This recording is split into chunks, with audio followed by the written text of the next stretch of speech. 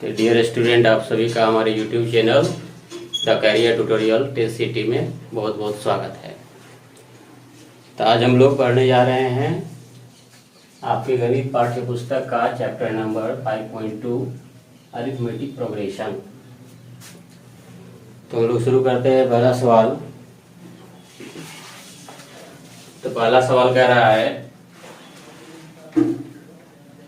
कि निम्नलिखित सारणी में रिक्त स्थानों को भरिए, जहाँ एपी का प्रथम पद ए और सार्वंतर डी और एनवा पद ए एन है।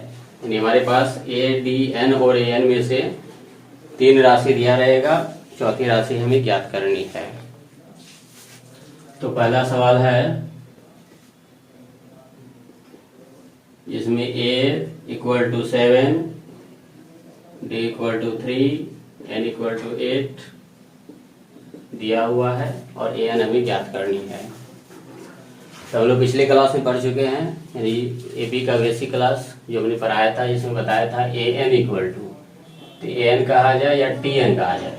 तो ए एन और टी एन एक ही चीज़ है, जिसको हम nth term of an A P या फिर एनवा पद कहते हैं। तो जो होता है a plus n minus 1 into d, जहाँ पे हम पूर्व से परिचित है। इक्वल टू ए को कहते हैं प्रथम पद, एन हो गया पदों की संख्या और डी हो गया सार्व अंतर। तब लोग इस फॉर्मूले पर रख देते हैं n equal to a plus n minus 1 into d. तो पुट किया जाए इस वैल्यू को, तो 7 प्लस एन यानी 8 माइनस 1 इंटू 3। तो 7 प्लस 7 हो जाएगा इंटू 3, यानी आ जाएगा हमारे पास 7 प्लस 7 इंटू 3 हो जाएगा 21, यानी जोड़ के हो जाएगा हमारे पास 28। इस प्रकार पहला सवाल हमारे पास बन गया है, जिसका आंसर आ गया 28। तेरहवां पद हो गया 28। नेक्स्ट सवाल, जहाँ ए इक्वल टू माइनस 18, डी खाली है यानी ज्ञात करनी है हमें, एन इक्वल टू 10 और ए एन 0 है। तो फिर भी हम वही सब फार्मूला लगाएंगे। तो a n equal to formula लगा देते हैं, क्योंकि हम जानते हैं a n equal to a plus n minus 1 into d. A n की जगह ए एन पुट किया जाए, ए प्लस एन की जगह 10 माइनस 1 इंटू डी। अब क्या करते हैं, माइनस 18 को भेज देते हैं दूसरी तरफ, तो हो जाएगा प्लस 18। तो 0 के साथ 18 ऐड करेंगे तो 18 ही होगा, प्लस इसके बाद क्या बच गया 9d, 9 इंटू डी। तो ये कट के हो जाएगा 2, यानी यहाँ से हमारा सर्वंतर डी इक्वल टू आ गया 2। एंड द थर्ड सवाल है हमारा, the third question is a equal to what. D दिया है -3, एन 18, ए एन -5। यानी इन सवालों के जरिए हम लोग एपी में जो टी एन के बराबर जो फॉर्मूला होता है, इसमें कोई भी एक अननोन माने रहेगा, कोई एक चीज गायब रहेगा, जिसको हमें निकालने का कला सीख लेंगे हम। तो इसके लिए कोई फॉर्मूला लगाएंगे, सेम प्रोसेस, क्योंकि हम जानते हैं n equal to a plus n minus 1 into d.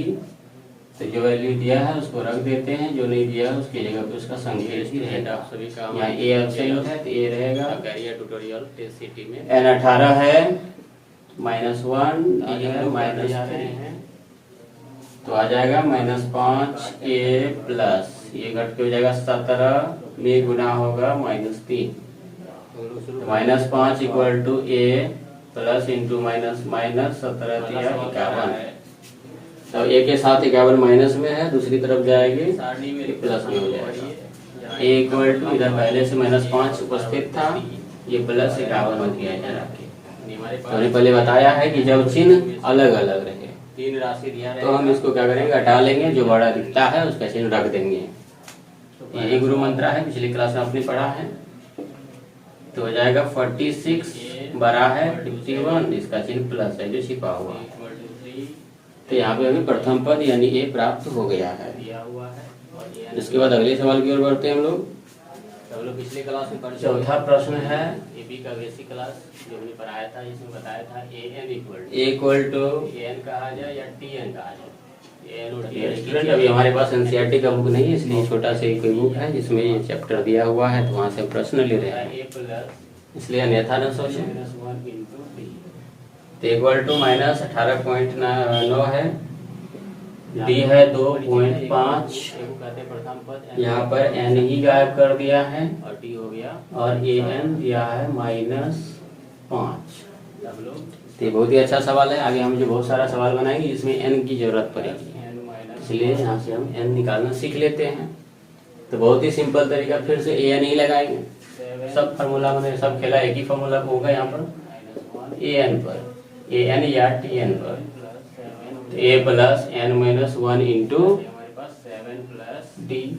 तो ए का वैल्यू है -5, सॉरी ए एन का वैल्यू है -5, ए है -18.9 प्लस एन की जगह खाली रहेगा, एन ही रखेंगे, और डी हो जाएगा 2.5, यानी इसके साथ ही मल्टीप्लाई में है, प्रोडक्ट में गुना में है।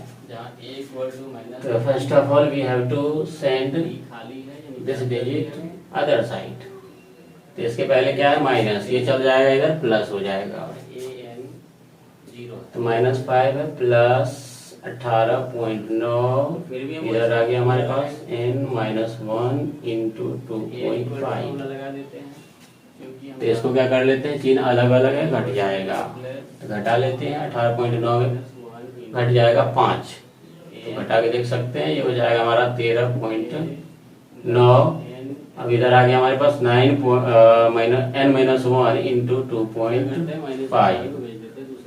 अब क्या करेंगे, पहले 2.5 गुना में, दूसरी तरफ भेज देंगे भाग में, इधर भेज देते हैं भाग में, इधर बच जाएगा हमारे पास n-1,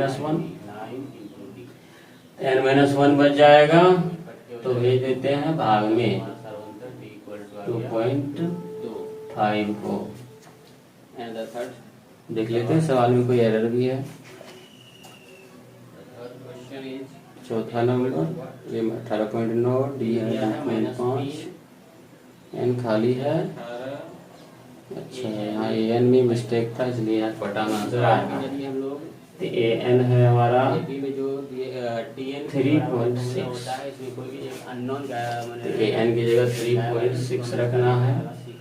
फिर देख लेते प्लस है या माइनस, प्लस में 3.6, कोई दिक्कत नहीं है, थोड़ा सा यहाँ चेंजिंग आएगा,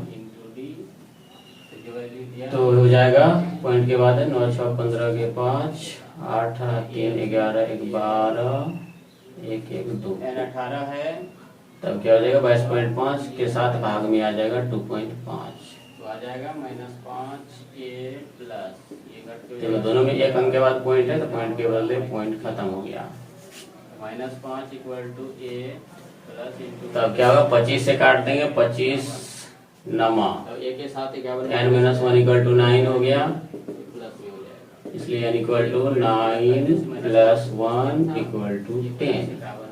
यह बहुत ही अच्छा प्रोसेस है एक तरह से अगले सवाल को बनाने के लिए, फ्यूचर में हमें इसकी जरूरत पड़ेगी। तो यहाँ पे n का मान यानी पदों की संख्या एपी में कितनी है, 9, तो हो जाएगा 46 बराबर। फर्स्ट का एक नंबर का लास्ट सवाल हमारे पास है, ये equal to 3.5, d equal to 0। D से कुछ याद आया होगा कि हम लोग पहले पढ़ चुके हैं कि जब किसी एपी का सार्वंतर 0 हो तो उसके प्रत्येक पद एक दूसरे के बराबर होते हैं, यानी a1 equal to a2 equal to a3 equal to dot dot dot equal to an, यानी पहला पद nवां पद सब एक ही होगा। We have to find here an, यानी nth टर्म क्या होगा,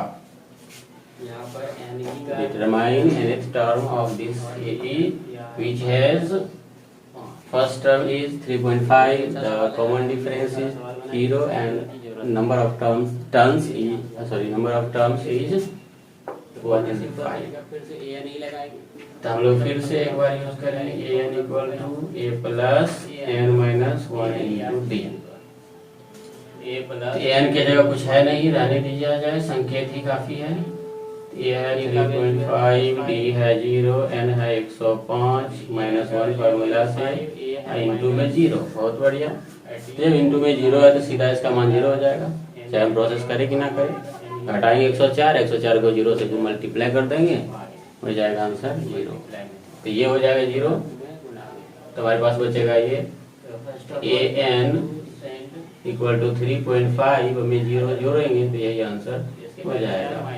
तो मैंने पहले ही कहा था कि जब किसी एपी का सार्वंतर समान 0 हो, सार्वंतर 0 हो, तो हम कह सकते हैं कि उसके प्रथम पद और एनवें पद, यानी चाहे कोई भी पद हो, 50वां 100वां या कोई भी, क्या हो जाएगा, उतना ही होगा जितना कि पहला पद होगा। या मैं पूछ रहा था 105वां पद क्या होगा, 1,00,000वां पद भी पूछेगा तो भी यही होगा। अब इधर आ गया हमारे पास 9। हाँ, एन का मान कभी माइनस में नहीं होता है, नोट किया गया। एपी में नंबर ऑफ टर्म कभी निगेटिव नहीं होता है। इन एपी n-1 बच जाएगा, number of terms can never be, क्या सब नहीं हो सकता है, तो निगेटिव,